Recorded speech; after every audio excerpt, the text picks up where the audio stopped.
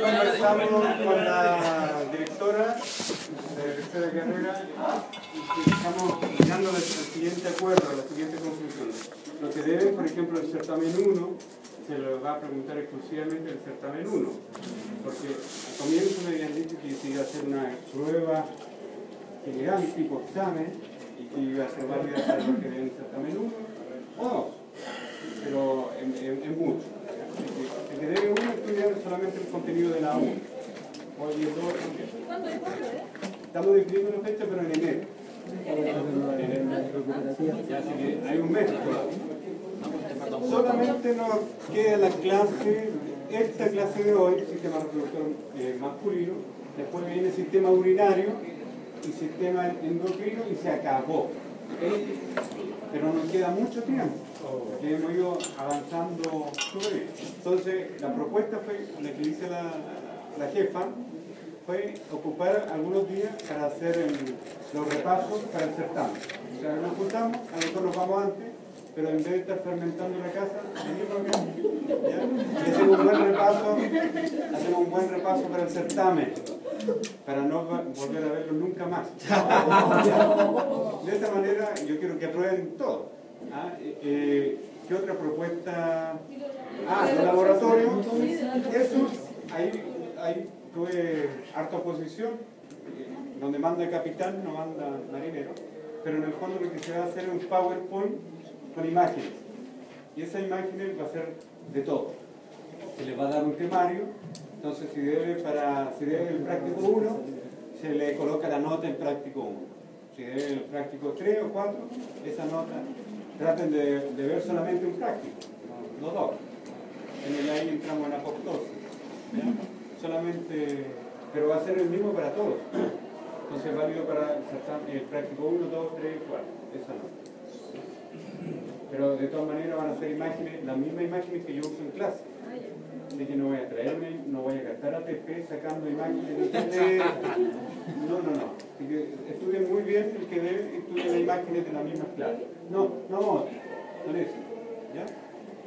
Pero si hay alguna diferencia mínima, no aleguen, porque igual el testículo va a ser evidentemente testículo, ¿ya? No hacer una imagen de mala resolución. ¿Sí? La tercera cátedra para enero, y eso es el 2 de enero.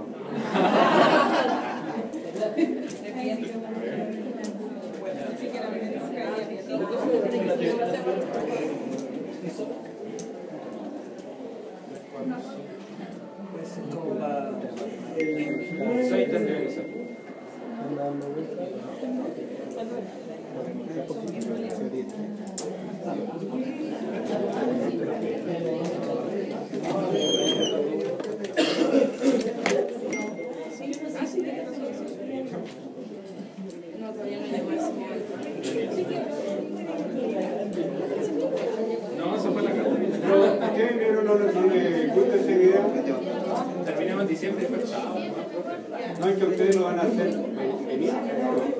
¿Qué nos va a obligar?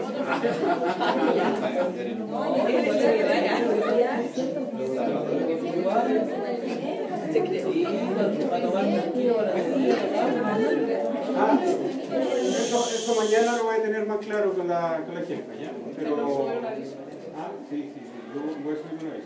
Otra cosa, hagan correr una hoja y anotan sus correos.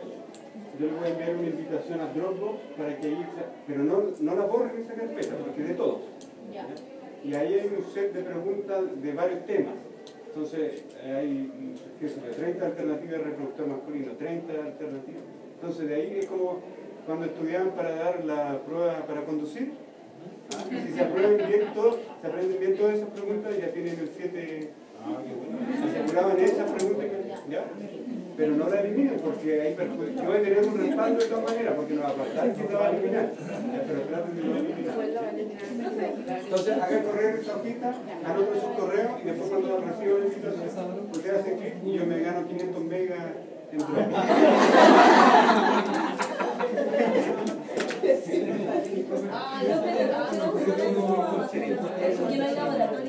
La próxima semana tienen solamente clase teórica del sistema binario. Partimos a las 7:15 y terminamos a las 9:15. Y no hay práctico porque los del día lunes quedan desfasados y hacemos práctico.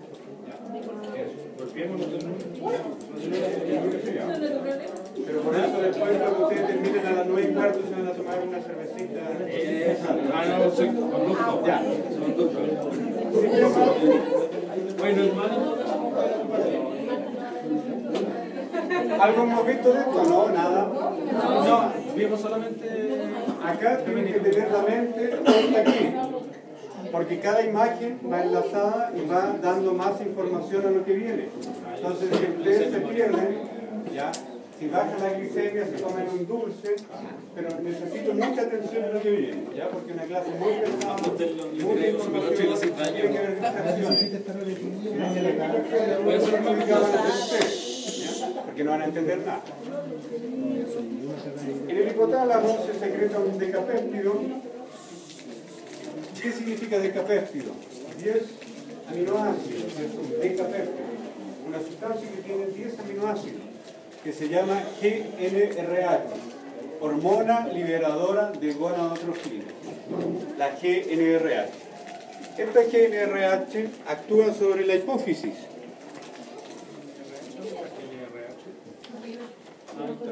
Actúa sobre la hipófisis anterior o pituitaria anterior. Esto lo saben de anatomía, aparte de que es la hipófisis y todo eso, ¿no? ¿No? No lleguen a la parte glandular en anatomía. Ya, pero estas son glándulas que encontramos en la base del cerebro, en una estructura que se llama la silla turca. Sí, eso sabemos dónde está. Perfecto, entonces tenemos esta adenohipófisis, y esta adenohipófisis responde ante ese estímulo secretando hormona folículo estimulante y hormona luteinizante. Esas hormonas se producen tanto en el hombre como en la mujer, tanto en la hembra como en el macho, pero tienen funciones distintas. Por ejemplo, a nivel masculino, esta hormona folículo estimulante va a estimular a la célula de Sertoli, que es una célula madre, una célula nodriza, una célula que cuida, ¿ya?, al epitelio germinativo, a la célula encargada de producir espermatozoides. La cuida, le entrega nutrientes, le entrega oxígeno, le hace cariño, ¿ya? Esta es la célula de Sertoli. Y la célula de Sertoli, al verse estimulada por la hormona folículo estimulante, se autorregula y produce una proteína que es la inhibina, se inhibe. Entonces, de esta manera bloquea a la adenohipófisis para que no siga produciendo más hormonas folículo estimulante. Entonces, de esta manera se produce una inhibición negativa, un feedback negativo, se autocontrola, ¿ya? Entonces, si esta hormona folículo estimulante sube mucho, va a estimular mucho la Sertoli, va a producir mucha inhibina y se va a autobloquear. Lo mismo para la hormona luteinizante. La hormona luteinizante, ¿qué hace? Que también la secreta en una célula de la hipófisis, que se llaman gonadotropos, los gonadotropos. Nos vamos a ver después, vamos a tener una clase entera de endocrinos, así que ahí vamos a ver esos conceptos. Van a liberar LH y va a estimular a la célula de Leydig, actualmente conocida como célula intersticial, ¿ya?, porque está en el intersticio del testículo, ¿ya? ¿Qué va a producir esta célula de Leydig? Testosterona. Y de esto depende la cantidad de espermatozoides que produzca un varón. Por cada latido cardíaco el varón produce 1000 espermatozoides. Por cada segundo que pasa, ¿ya?, 1000 espermatozoides se están produciendo. ¿Ya? En el día se están produciendo aproximadamente entre 20 y 200 millones de espermatozoides diariamente, ¿ya?, en este varón. Entonces la testosterona es fundamental para eso. Entonces la testosterona aumenta la cantidad de espermatozoides, aumenta la división celular, la mitosis. Y la Sertoli también es estimulada por la testosterona para que funcione correctamente. Entonces, en el testículo, ¿qué tenemos? Células de Leydig, que producen testosterona, tenemos células de Sertoli, y aquí no está nombrado el epitelio germinativo, de germen, de proliferar, de propagar. Y ese epitelio germinativo produce espermatozoides. Eso es lo más simple en la parte endocrina. Pero vamos a tener en 2 semanas más una clase completita de este tema. Sistema reproductor masculino, brevemente, la anatomía. Acá tenemos testículos que pesan aproximadamente 20 gramos, un órgano par, donde vemos acá el epidídimo, cabeza, cuerpo, cola, y acá en esta cola se almacenan los espermatozoides. El ser humano puede almacenar espermatozoides para tener 10 a 12 eyaculaciones seguidas el mismo día, y aún así la número 12, ¿ya? Como estudiante de medicina veterinaria, la número 12 en el día, va a tener espermatozoides la número 12. Increíble, ¿cierto? Entonces, eso de que la primera, la segunda tienen espermatozoides y la tercera no, no es un buen método anticonceptivo. ¿Ya? Cabeza, cuerpo y cola. La maduración estructural de los espermatozoides ocurre acá, en testículos. Estructura, o sea, desde una célula madre que se llama espermatogonia, la célula más inmadura, hasta el espermatozoide, que es la célula ya funcional. Esa maduración ocurre dentro del testículo. Pero la maduración funcional, eso quiere decir que el espermatozoide comience a moverse, ocurre acá en este epidídimo. Este epidídimo, cuando lo medimos de aquí hasta acá, son 6 centímetros aproximadamente. Pero este es un ovillo de lana que está enredado. Si uno estira este ovillo, tiene 7 metros. ¿Ya? 7 metros de conducto epididimario. Los espermatozoides estructuralmente se producen acá, en el testículo. Eso demora 74 días. Es el número más exacto que hay. Van a encontrar muchos números, pero 74 días es el número más correcto. Maduración estructural.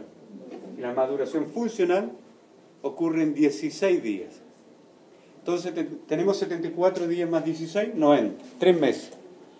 Entonces, ¿cuál es la célula más inmadura que encontramos en el testículo? La espermatogonia.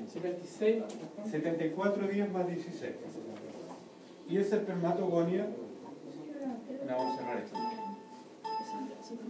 Esos 74 días más 16, tenemos 3 meses. O sea, la espermatogonia, desde que está el testículo hasta que sale como espermatozoide en el líquido seminal, han pasado 90 días.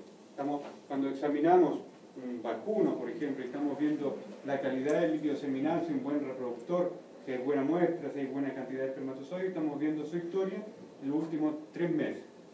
Esa es la diferencia principal con la hembra, porque los folículos en la hembra se formaron en periodo embrionario, gestacional. Entonces, ese folículo, ese ovocito tiene la misma vida, el mismo tiempo de vida que la misma hembra, más algunos meses de periodo embrionario.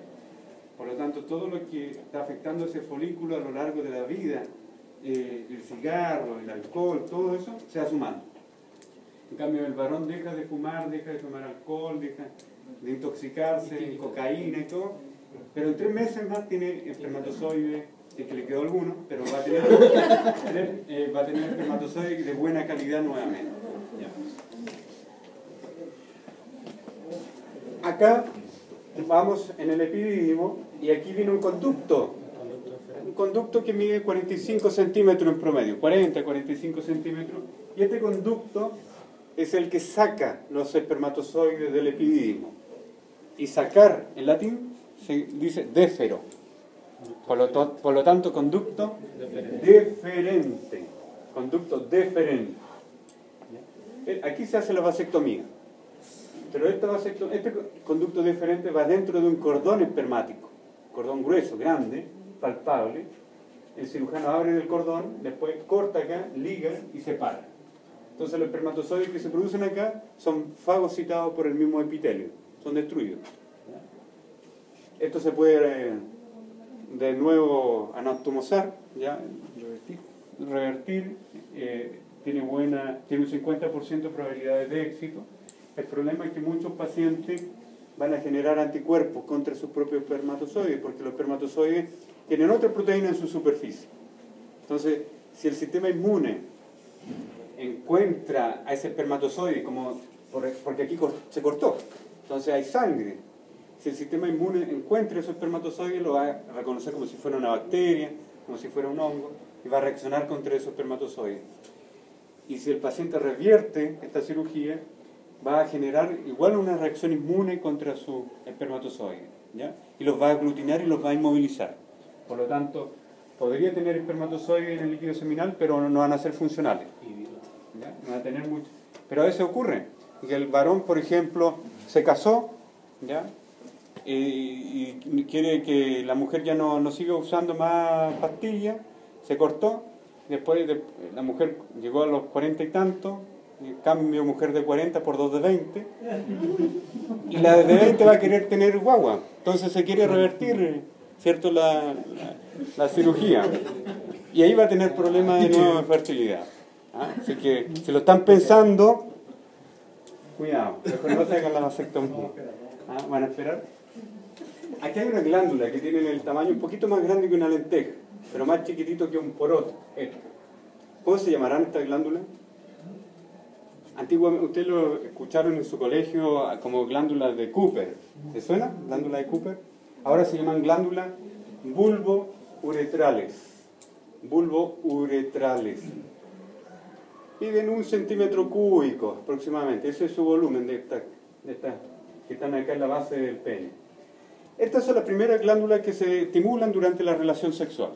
¿Ya? Basta el estímulo visual y estas ya están funcionando. ¿Ya? Están funcionando. 90, 60, 90 y ¡pah! Empieza a funcionar. ¿Ya? ¿Para qué funcionan estas glándulas? Estas glándulas producen un moco que es alcalino. Y esa secreción alcalina vamos a hacer con el láser mejor para que no se vea tanto, va a lubricar toda la uretra peniana, ¿ya? Pero la uretra peniana ha pasado por ahí orina. La orina tiene un pH de 4, pH ácido. Y ese pH de 4 es letal para los espermatozoides, ¿ya? Entonces, al pasar esta secreción alcalina, neutraliza esa acidez. Entonces, después cuando vengan los espermatozoides atrás, ¿ya?, van a pasar por un túnel cuyo pH es el adecuado, ¿ya? Un pH alcalino. ¿Qué otra cosa encontramos acá? Vean acá este conducto deferente, el conducto deferente que va hacia la zona anterior de la vejiga, superior y posterior, y acá se dilata y forma la ampolla del conducto deferente. Esa es la ampolla. Pero se le fusiona otra glándula acá, hacia ventral. Esa es la glándula seminal. Esta glándula seminal que está acá produce el 70% del líquido seminal. Y fíjense que se fusiona la ampolla del deferente con la glándula seminal y forman el conducto eyaculador, que está dentro de esta glándula que es la próstata. Ahí está la próstata, ¿ya? Conducto eyaculador. Algunos pacientes, por algún traumatismo, alguna infección o inflamación, se le obstruye la uretra, acá a este nivel, la uretra prostática. Por lo tanto, el varón, al tener un orgasmo, no eyacula el líquido seminal, sino que pasa hacia la vejiga, ¿ya? Y el espermatozoide en ese pH muere. El paciente tiene el orgasmo, pero sale solamente unas cuantas gotas. Va al laboratorio y, doctor, mire, unas cuantas gotitas. Entonces, ahí en ese caso, ¿qué se le dice a ese paciente? Se le entrega un nuevo frasquito y se le dice, vaya nuevamente al baño, orina, ¿ya?, para limpiar todo este conducto, y el siguiente chorro de orina lo coloca en el frasco. En el laboratorio se centrifuga y si aparecen espermatozoides es porque estaban acá, en vejiga. ¿Captaron más o menos el razonamiento de esto? Entonces, en ese caso de los pacientes, cuando no es por causa infecciosa, sino que anatómica, uno utiliza esta metodología y el médico, el día antes, le da grandes dosis de bicarbonato para que vaya tomando durante el día. ¿Qué se consigue con eso? Alcalinizar la orina.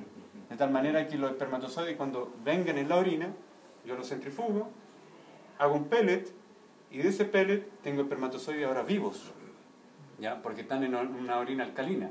Entonces le saco la orina, lo lavo con un medio especial, y eso está listo para hacer una fertilización in vitro, ¿ya? Entonces, un varón que era infértil, ahora es padre. Eso se hace sin grandes dificultades.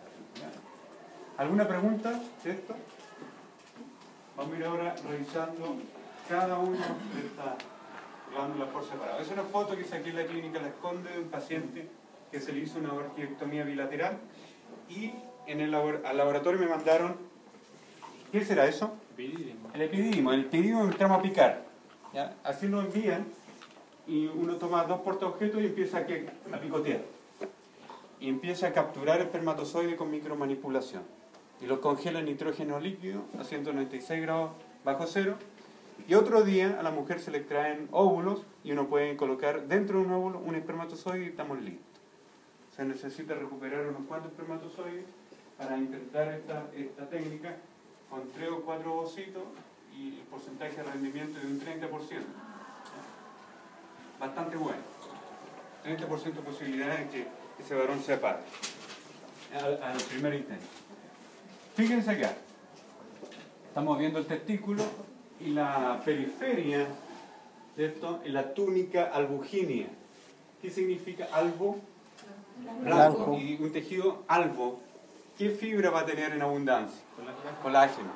Entonces, toda esta túnica albugínea es colágeno. Mucho colágeno que lo producen los fibroblastos. Pero esto envuelve solamente al testículo, la túnica albugínea, y emite unos tabiques hacia la rete testis, hacia la zona posterior del testículo. Esta es una red testicular, un laberinto. Y aquí yo le tengo, esta diapositiva se la mostré alguna vez, yo creo, ¿no? ¿La mostré? ¿No? Aquí encontramos los túbulos seminíferos. Cada túbulo seminífero mide 50 centímetros, un túbulo seminífero. Y aquí encontramos el lobulillo, ¿ya? Porque aquí está separado este lobulillo entre un tabique y otro. Dentro de este lobulillo testicular encontramos 2 túbulos seminíferos. Cada uno mide 50 centímetros. Pero cada testículo tiene 250 lobulillos testiculares. ¿Me van siguiendo? 250 lobulillos. Cada uno tiene 2 túbulos de 50 centímetros. ¿Cuántos metros encontramos acá? 250 metros de túbulos seminíferos produciendo espermatozoides en la especie humana. Buena cantidad. Multiplicado por 2, porque son 2 testículos, medio kilómetro. En el toro son, ¿cuánto? 20 kilómetros. No somos nada. 20 kilómetros de túbulo seminífero. En el interior de este túbulo seminífero se están produciendo los espermatozoides. Por lo tanto, dentro del túbulo seminífero encontramos las espermatogonias y la célula de Sertoli. Nada más. Viene este túbulo seminífero y acá se transforma en un tubo recto. Y tiene ese nombre, túbulo recto. Túbulo o tubo recto, esta zona. Que va a desembocar en la rete testis o red testicular. Este túbulo recto no tiene epitelio germinativo ya, solamente tiene célula de Sertoli. Nada más. Perdió el epitelio germinativo. Caen los espermatozoides acá en la red testicular y ahora tienen que pasar al epidídimo. Lo hacen atravesando entre 10 y 20 conductillos eferentes. Esto. Aquí ya estamos en la primera porción de la cabeza epididimaria. Los conductillos eferentes. Y estos desembocan en el conducto epididimario, este que medía 7 metros, ya que es único. Entonces acá tenemos la cabeza del epidídimo formada por los conos o conductillos eferentes más la primera porción del conducto epididimario. ¿Ya? Después tenemos el cuerpo del epidídimo y la cola del epidídimo, donde se almacenan los espermatozoides. Y finalmente el conducto es encargado de sacar los espermatozoides por un movimiento de peristalsis muy sinérgico, muy fuerte, de manera propulsiva. ¿Ya? Y así se ve un testículo con un corte histológico. Cada uno de estos es un túbulo seminífero. Cada uno de estos. ¿Ya? Envolviendo el testículo encontrábamos la túnica albugínea. Pero envolviendo el testículo y al epidídimo al mismo tiempo encontramos otra túnica. ¿Cómo se llamará esta túnica? túnica vaginal. Túnica vaginal. Entonces va la túnica vaginal por fuera, la túnica albuginea por dentro. Y acá hay un espacio que se llama espacio vaginal, llena de líquido. Por lo tanto, el testículo está flotando en este líquido. ¿Ya? Entonces tenemos la túnica albuginea, túnica vaginal y el espacio vaginal, llena de líquido. La túnica vaginal tiene una porción visceral que va pegada a la albuginea, en este caso, y tiene una porción parietal que va por fuera. ¿Captaron eso? Entonces la túnica vaginal tiene dos porciones, una porción parietal y una visceral. La visceral está pegada a la albuginea. Entonces, ¿cuáles son los límites del espacio vaginal? La túnica vaginal parietal y la túnica vaginal visceral. Y más profundamente, albuginea. ¿Ya? Ahí encontramos epididimo, acá nuevamente epididimo. La cola está abajo en este testículo, ahí. ¿Ya? Si amplificamos el túbulo seminífero, vamos a ver esto. Acá hay uno, acá hay otro. ¿Cuáles son las dos células que encontramos en este túbulo seminífero? Solamente dos poblaciones. Una es esta, que es la Sertoli, núcleo muy grande y nucleolo evidente. Aquí hay otra Sertoli. ¿Dónde hay otra? Abajo. Esa, Sertoli. Y todo el resto es epitelio germinativo. Las células están pegadas a la lámina basal. Y la célula que está pegada a la lámina basal se llama espermatogonia. Y esa es la fábrica. ¿Cómo se pega la célula a la lámina basal? A través de hemidesmosomas. Si esa fábrica se despega, es expulsada durante la eyaculación y el varón comienza a quedarse infértil. ¿Ya? La fábrica de la espermatogonia nunca se tiene que desprender de ese epitelio germinativo. Hay personas que están intoxicadas con metales pesados, los mineros, por ejemplo, se suelta ese epitelio germinativo y pueden quedar infértiles. Pero fíjense acá que encontramos hacia el lumen unas células más alargadas. Son las mismas células del epitelio germinativo que han ido madurando. Y aquí se transformaron en espermátidas elongadas, las más largas. Esta espermátida elongada, cuando cae el lumen, se llama espermatozoide. Mientras está anclada al epitelio, se llama espermátida elongada. ¿Cuál es la célula madre entonces del epitelio germinativo? La Sertoli. Espermatogonia. ¿Y la Sertoli qué hace? Es una célula nodriza que va a colaborar con la nutrición, con la oxigenación, etc. ¿Sí? ¿Cómo se llamaba el espacio que estaba en la espermátida elongada? Es el lumen. Es el lumen del túbulo seminífero. No, está hablando de Cuando cae el lumen, ahí se transforma en espermatozoide. ¿Ya? Aquí encontramos la túnica albuginea, la túnica vascular, vaso sanguíneo. Fíjense, debajo de la túnica albuginea, la túnica vascular. Y aquí encontramos un túbulo seminífero y acá otro. Sobre la túnica albuginea, una capa muy delgadita. ¿Qué será? La túnica vaginal, porción visceral, porque está pegada a la víscera. Y acá arriba este espacio se llamará espacio vaginal. Y la túnica vaginal, porción parietal, eso es muy lejos, no sale en esta foto. ¿Ya? ¿Es como la piel? Claro, lo más cercano, no en la piel, sino que lo más cercano. Y debajo entonces de esta túnica albuginea, la túnica vascular, ¿ya? O vasculosa, vaso sanguíneo. Entonces tenemos un túbulo seminífero aquí, acá hay otro, acá está la periferia de este círculo, de este túbulo que va así. ¿Ya? Las células que están ancladas a la lámina basal son la espermatogonia. ¿Ya? Y las espermatogonias se transforman en espermatocito primario. El espermatocito primario se va a transformar en espermatocito secundario. Después el espermatocito secundario se transforma en espermátida redonda. Y después la espermátida redonda en elongada. Y la elongada, cuando cae el lumen, espermatozoide. Vamos a ver eso en unos minutos más.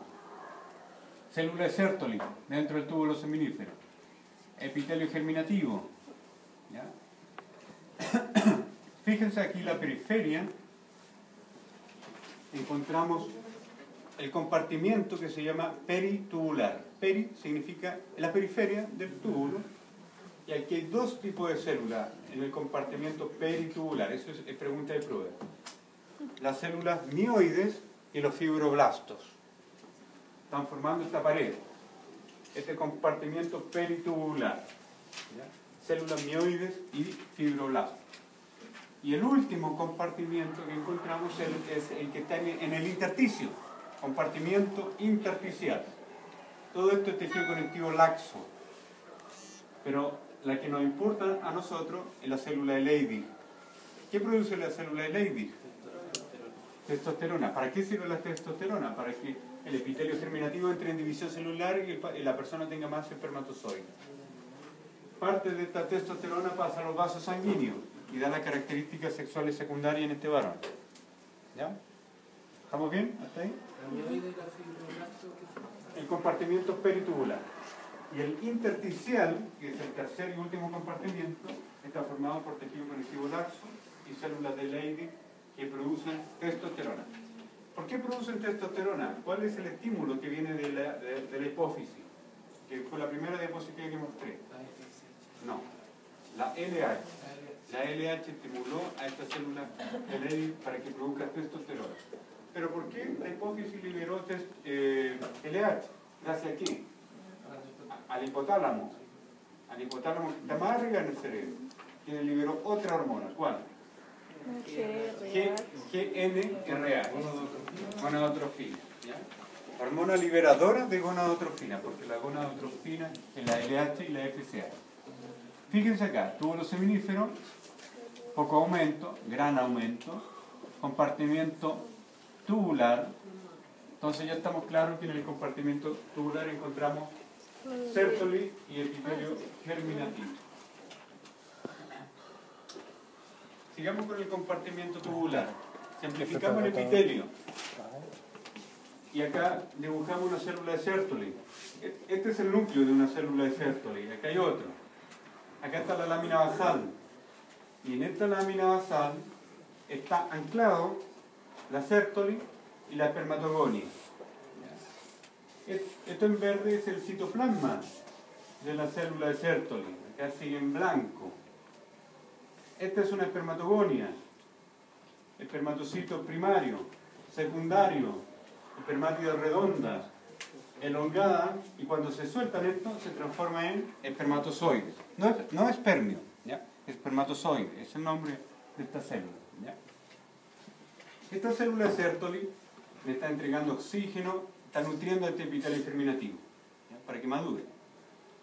Le dan algunos mordiscos también a este epitelio germinativo para que suelte su citoplasma y quede en esta célula con muy poco citoplasma. Le da otro mordisco acá a este citoplasma y finalmente el espermatozoide queda casi desnudo, sin citoplasma. ¿Ya? Fíjense que esta célula de Sertoli está unida a la otra a través de unas uniones, que se llaman uniones ocluyentes. ¿Para qué sirven estas uniones? Para formar dos compartimientos. Uno que está hacia la base y otro que está adyacente al lumen. Compartimiento basal y compartimiento adyacente al lumen, adluminal. ¿Ya? De aquí hacia abajo, ¿qué encontramos? En el compartimiento basal, la espermatogonia, ¿ya? Y el espermatocito 1 temprano, que no aparecen en este esquema, pero el espermatocito 1 temprano, muy maduro. Y sobre el compartimiento, sobre esta unión ocluyente, encontramos el compartimiento adluminal. El espermatocito 1 tardío, ya no es temprano, es tardío, y ahora el espermatocito 2. La espermátida redonda, la espermátida elongada y los espermatozoides que se han descamado, que han caído al lumen. ¿Ya? Esta barrera, si se rompe, puede causar infertilidad. ¿Por qué? Porque esta superficie que vemos acá, de estos espermatozoides, están expresando otras proteínas, como les contaba delante. Si se rompe esta barrera por una patada, un golpe de karate, un pelotazo, lo que sea, el sistema inmune podría reconocer a estos espermatozoides y podría generar anticuerpos. Entonces el varón va a montar una reacción defensiva contra sus propios espermatozoides y los va a inutilizar. ¿Ya? Los va a inmovilizar. Esta es la célula de Sertoli. Esa es una fotografía con un microscopio electrónico de transmisión. Acá son cortes extremadamente delgados, son 600 Armstrong. O sea, una fracción de menos de una micra, un 0,6 micrómetro. ¿Cuántos micrómetros tiene un milímetro? Tiene 1000. ¿Ah? Entonces, son cortes extremadamente delgados. Esto es extinción de los túbulos que hay dentro de la célula de Sertoli. Y esta es la fotografía, no, esto es un dibujo que sacó Enrico Sertoli de la célula de Sertoli, que le colocó su nombre en el año 1800. ¿Ya? Entonces los niveles de similitud entre el dibujo que hizo él y lo que se obtiene hoy en día es prácticamente lo mismo. Entonces, este italiano tenía una rata en su casa, atrapó a la rata, le sacó los testículos, los maceró en limón, lo vio al microscopio y hizo este dibujo. Y se vengó de la rata. Y le bautizó entonces esa célula con su nombre. ¿Qué son estos espacios que están acá? Son los espacios donde van anclados este epitelio germinativo. El epitelio germinativo que va a estar muy maduro aquí abajo. Aquí van a estar la espermatogonia a nivel basal. Espermatocito 1, espermatocito 2, espermátida redonda, espermátida elongada. Finalmente esta misma célula suelta a la espermátida elongada y se transforma en espermatozoide. Y esto en resumen, para que lo lean en su casa, en sus ratos de ocio, de lo que hemos conversado. ¿Ya? Es poco rato de ocio, pero ahí está el resumen de lo que hemos tratado. Espermatozoides humanos. Estos espermatozoides humanos, el largo, son 60 micrómetros de largo que tiene. 60. Tiene una cabeza y una cola, unido por un cuello extremadamente delgado. Eso. Un micrómetro de largo mide este cuello. Solamente esa zona, nada más. De aquí hacia abajo la cola. Segmento intermedio, donde está la mitocondria, segmento principal y segmento terminal. En la zona anterior está un poquito más claro acá. No sé si notan eso. Pero aquí hay una diferenciación del aparato de Golgi, un lisosoma gigante. ¿Cómo se llama esa zona? ¿Cómo se llama? El acrosoma. ¿Para qué sirve el acrosoma? Sirve, ¿cierto? Primero, recuerden ustedes cuando se produce la ovulación. El ovocito no sale solo, sino que sale acompañado con células de la granulosa. Entonces, el acrosoma tiene que romper, porque hay enzimas proteolíticas, tiene que romper la corona radiada y tiene que romper la zona pelúcida y finalmente fecundar a este ovocito. Se requieren al menos 50 a 100 espermatozoides que lleguen a donde está el ovocito. Se trabaja de manera colaborativa, ¿ya? De manera colaborativa, porque los primeros espermatozoides, ¿qué van a hacer? Van a romper la corona radiada, van a hacer el trabajo sucio, y de atrás va a venir otro, ¿ya? Y va a fecundar ese ovocito. Nadie sabe para qué trabaja. ¿Cuál de esos tres espermatozoides es normal? ¿Más qué? Normal. El normal, ¿cuál es el normal? El A. Los tres son normales, porque el espermatozoide, visto de frente, de perfil, completamente perfilado. ¿Ya? Pero es como una palma, es muy ancho si uno lo ve, pero muy angosto si uno lo ve de perfil. ¿Ya? Espermatozoide, estas son fotografías electrónicas de transmisión. Mi tesis de maestría la hice en fertilidad. Fíjense acá, túbulo seminífero con fotografía electrónica de barrido, y acá se coloreó digitalmente, y lo que está hacia el lumen son las colas. Entonces los espermatozoides caen de cola a ese lumen del túbulo seminífero. Repaso. Vean este repaso. Compartimiento peritubular. ¿Qué encontramos en el peritúbulo? Células mioides, fibrolato. Compartimiento tubular, epitelio germinativo, célula de Sertoli. Y en el intersticial, tejido conectivo laxo y célula de Leydig. Fíjense que el núcleo de la célula de Leydig es bastante redondo, la cromatina es periférica. Nucleolo evidente ahí. ¿Qué secreta la célula de Leydig? Testosterona. Porque la célula de Leydig tiene receptores para LH. Entonces la LH que viene de dónde? No, de la hipófisis, estimulando a la Leydig para que produzca testosterona. Pero el hipotálamo fue el que comenzó todo esto, porque secretó gonadotrofina, hormona liberadora de gonadotrofina. Porque la gonadotrofina son la LH y la FSH de la hipófisis. ¿A la hormona gonadotrofina es la liberadora? Sí.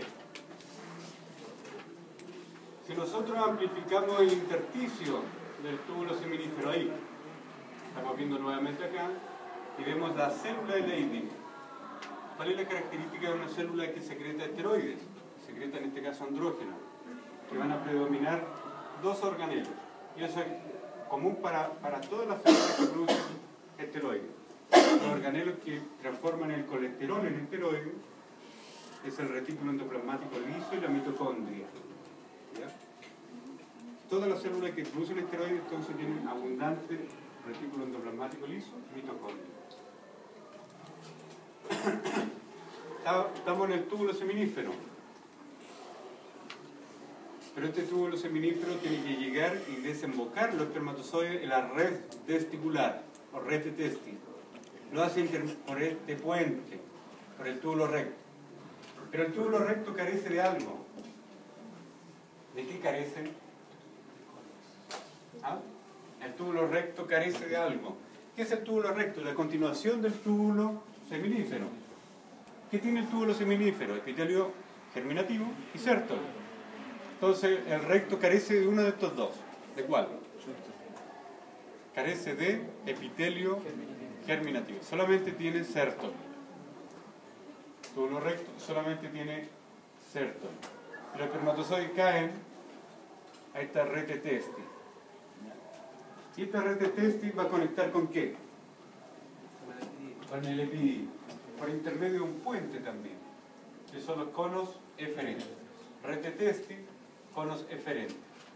Y estos conos eferentes van a desembocar entonces en el epidídimo.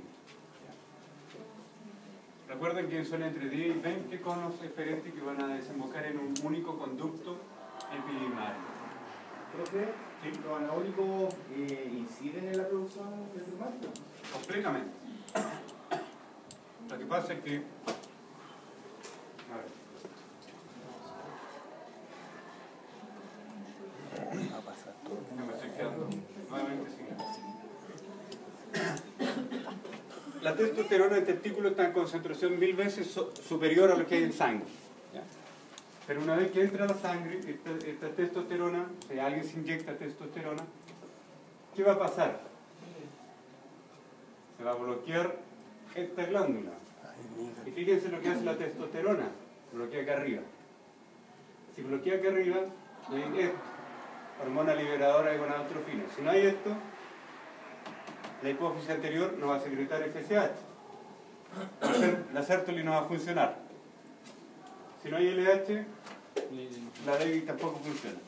Entonces, a nivel sistémico, están todas las características sexuales secundarias porque a nivel sistémico se necesita poca testosterona.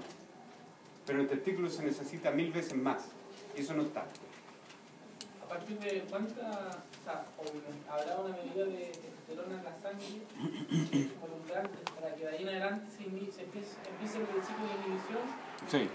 Sobre 4 nanogramos por decilitro de sangre de testosterona ya bloquea el eje. Ya, entonces, tomando la pregunta de si la incorporación, digamos, exógena del anabólico, Sí. que podría ser como una copia sintética Sí. de la testosterona, Sí. ¿es menor a ese número que usted dio? Sí. ¿Igual se provoca el ciclo de inhibición? Definitivamente, claro, basta pequeñas dosis para inhibirlo. Lo que pasa es que a nivel sistémico se necesitan microdosis de testosterona. ¿Ya? El asunto es que naturalmente el varón está produciendo testosterona que no está saliendo a nivel sistémico, sino que se queda en el testículo para estimular al epitelio germinativo. Pero cuando sale, lo poco que sale a nivel sistémico es suficiente para bloquear esto y mantenerlo regulado. Pero si usted coloca algo más, entonces ese poco más puede ejercer un efecto inhibitorio bloqueante. Al ciclo de visión, para eso. Claro. ¿Y qué pasa en un paciente entonces que está tomando, inyecta testosterona? Todo este epitelio que estamos viendo acá deja de entrar en división celular, porque no hay testosterona. Si no hay división celular, este túbulo seminífero se achica. Si se achican los túbulos seminíferos del No testículo, pueden salir. porque el testículo principalmente es túbulo seminífero. Entonces, eso de que dicen de que los fisicoculturistas que se inyectan testosterona se le achican los testículos, es cierto. Si no es que con la masa corporal gigantesca se le vea más chico, sino que efectivamente se le achican. ¿Ya? Y eso al cabo de 10-15 años ya los testículos, en vez de pesar 20-22 gramos, pesan 15-16 gramos. Y si quiere ser padre, va a tener probablemente... Ahora esto es completamente relativo, porque un varón que tiene problemas de fertilidad se junta con una mujer muy fértil, la va a mirar y va a quedar embarazada. ¿Ya? Esto es completo. La infertilidad es un tema de pareja. Dos personas fértiles, un varón muy fértil con una mujer poco fértil, igual la va a embarazar. O al revés, una mujer muy fértil con un varón más o menos, ¿no? Igual se va a embarazar. Pero cuando los dos andan al límite, problema de fertilidad. Profesor, ¿y el tema de los anabólicos y los animales causa lo mismo? Causa exactamente lo mismo, claro. Son utilizados con otros propósitos, no reproductivos, generalmente competición o algo de ese tipo, pero cuando se necesita que ese animal se transforme en un reproductor, hay que deprivarlo de anabólicos exógenos. Pero generalmente los caballos están castrados. 2 años Sí, pues caballos. y después tengo que dejar un tiempo y ahí recién puedo 3 meses. usar los nuevos. Claro, depende de la especie. Por ejemplo, en el humano son 3 meses para que se recupere. Pero cada animal tiene su propio ciclo de mitosis celular y proliferación. Profe, una consulta. Hasta ahora hemos visto el tema de la producción de espermatozoides, Sí. pero lo que es la parte seminal, el líquido seminal, ¿eso no se ve afectado por esto? Por ejemplo, un varón o Completamente, macho. claro. Todo lo que tenga que ver con la parte reproductiva es dependiente exclusivamente de testosterona. Porque el líquido seminal no se produce en el testículo. ¿De qué, perdón? ¿Ah? La testosterona solamente lo produce el testículo. No, el líquido seminal no lo produce el testículo, lo No, produce... pero son glándulas dependientes de la testosterona. Por ejemplo, si un paciente tiene una hiperplasia prostática benigna, el médico le va a dar un inhibidor de testosterona, la castración química, por ejemplo, que se utiliza en Estados Unidos o en Alemania para los violadores. Claro, se bloquea la producción de testosterona y como la próstata es dependiente de esta hormona, se achica. Entonces lo que era una hiperplasia ahora se normaliza solamente porque se deprivó al paciente con un bloqueante de testosterona. Siempre y cuando tenga ISAPRE, porque si tiene FONASA, mejor sacamos. Sale más barato y deprivamos de testosterona toda la próstata y listo. ¿Ya? Repaso. Tenemos el testículo, la luquimia, la túnica por fuera que es la vaginal, los tabiques que están separando el testículo en lóbulos. Dentro de cada lóbulo encontramos 2 túbulos seminíferos de 50 centímetros en promedio, 250 lobulillos. Acá va el túbulo seminífero que se transforma en túbulo recto, que carece de ¿qué?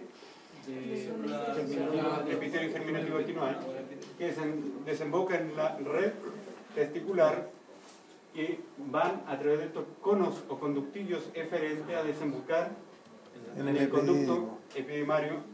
Todo esto en cabeza del epididimo, los conos y el conducto epidimario. Después viene el cuerpo, la cola y conducto eferente. ¿Estamos bien hasta ahí, cierto? Sí. Está clarísima la clase, a pesar de que hay mucha materia, está clarísima. ¿Cierto? Cabeza, cuerpo, cola, conducto diferente. Cabeza, cuerpo, cola. Fíjense acá que la cola tiene un lumen bastante amplio en comparación a la cabeza. ¿Por qué? Porque este lumen le da espacio para que se almacenen los espermatozoides. En la cola se almacenan los espermatozoides hasta el momento de la eyaculación. ¿Ya? Un varón necesita, para ser considerado normal, 15 millones de espermatozoides por ml de líquido seminal como mínimo. De ahí para arriba está bien. 15 millones hacia arriba. Entonces, sí, porque ¿se puede mantener la fertilidad con solo una parte o la mitad, o no sé, de la que pedimos que esté funcionando? Si por ejemplo un animal que por alguna herida o mordida o lo que sea, se pierde, hay que cortar un pedazo y justo se daña el equilibrio, pero solamente una porción reproductivo prácticamente puede ser. Es complicado porque recuerden que el epididimo es un único conducto. Entonces este ovillo, si se pierde una parte, ya perdió continuidad de este tubo. Entonces se hace una cicatriz y los espermatozoides muy probablemente van a ser reabsorbidos o conducidos. Pero se mantiene la fertilidad por el testículo contralateral. Se mantiene igual. No hay problema con eso. Estos números que están acá no son exactos, sino que ustedes se quedan más bien con el 74 Y 16. y 16. Pero la maduración funcional que le había hablado yo del epididimo, teníamos la motilidad, pero vamos a agregar la capacidad del espermatozoide para unirse al huevo, al ovocito, y también la capacidad de penetrar la zona pelúcida. Eso se considera que el espermatozoide está madurando funcionalmente en estos 16 días. Se mueve, es capaz de penetrar la zona pelúcida y es capaz de unirse también a esta zona pelúcida. ¿Okay? En la cabeza del epididimo entonces encontramos los conos eferentes. Son entre 10 y 20 conos eferentes, o conductillos eferentes, el mismo nombre, ¿ya? Para la misma estructura, porque esto va a desembocar en un conducto único, que es el conducto epididimario. Esto es la cabeza. Esta es la cabeza de este. Esto viene después de la red de testis. Tenemos los conductos eferentes. ¿Ya? ¿Qué son estos? Conductos, o ductos, o conos, pero lo importante es que son eferentes. Un epitelio pseudo-estratificado cilíndrico, dice acá. Acá hay células como si estuvieran a distinta altura, pero realmente todas llegan a la lámina basal, es pseudo. Aquí están los conos eferentes. Obviamente tienen un lumen mucho menor, porque estos 20 conos eferentes desembocan en un único conducto epididimario crucero. Y este epididimo tiene un epitelio pseudoestratificado, pero este epitelio pseudoestratificado tiene estereocilios. ¿Qué significa eso? Estereocilios. Que son falsos cilios. Claro, y ahí estos falsos cilios secretan glicerofosfocolina. ¿Para qué sirve esa molécula? Sirve para que el espermatozoide no sufra reacción acrosómica en un lugar que no es la vía reproductora femenina. O sea, inhibe la capacitación espermática. ¿Pero cómo actúa la...? Forma una capa sobre la membrana plasmática que la estabiliza para que no se fusionen con la membrana acrosómica externa. Si la membrana plasmática no se fusiona con la membrana acrosómica externa, no hay reacción acrosómica. ¿Dónde tiene que ocurrir esta reacción de acrosoma? En la cercanía del huevo, del ovocito. Tiene que romper la zona pelúcida. Si ocurre en el testículo, si ocurre en el epididimo, ese espermatozoide cuando llegue al óvulo no va a tener herramientas para romper la zona pelúcida. No va a tener acrosoma. Acá vemos la cola del epididimo. Todas esas masas son espermatozoides. ¿Cuál es la función epididimaria? Transporte, maduración, almacenamiento de espermatozoides. Y acá está el cordón espermático y el conducto deferente, para que guarde la relación. Apenas 1 milímetro de grosor tiene esta pared del conducto deferente que está dentro de este cordón. Y acá hay un músculo. Muy importante en los animales que tienen fertilidad anual, que no depende de la temperatura ambiental para ser fértiles, como el humano. ¿Cómo se llamará ese músculo? El cremaster. Entonces, ese cremaster, cuando hace frío, se retrae y acerca los testículos al abdomen. Cuando hace calor, ese cremaster se relaja y los testículos andan abajo. Eso asegura que la temperatura testicular sea siempre de 35 grados Celsius durante todo el año. Porque si aumenta la temperatura testicular sobre 35, deja de funcionar. Por eso el testículo no está en el abdomen. La temperatura abdominal los cocina. Y deja de funcionar. Y eso es lo que pasa, parece. Eso es lo que pasa, por ejemplo, los pacientes que tienen criptorquidia. Si un niño no es operado antes de cumplir el segundo año de vida, no es operado para que el testículo baje al escroto, condenan a ese niño a la esterilidad para siempre. Un niño tiene que los papás lo revisan, que los testículos hayan descendido al escroto, y el pediatra es lo primero que se fija también, porque si no hay que operarlo y hacerlo descender para evitar que se cocine. Los huevos se hacen. Huevos Hay cocidos. vasos sanguíneos, tejido conectivo, y ahí está el músculo del cremazo. Acá está el conducto deferente, el epitelio, que es el mismo epitelio pseudoestratificado del epidimo, con estereocilio. Ahí estamos viendo con mayor aumento entonces este conducto deferente.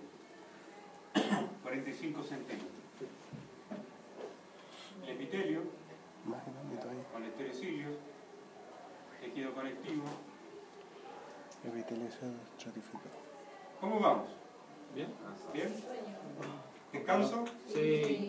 ¿10 minutos? Sí. Ya, muy bien.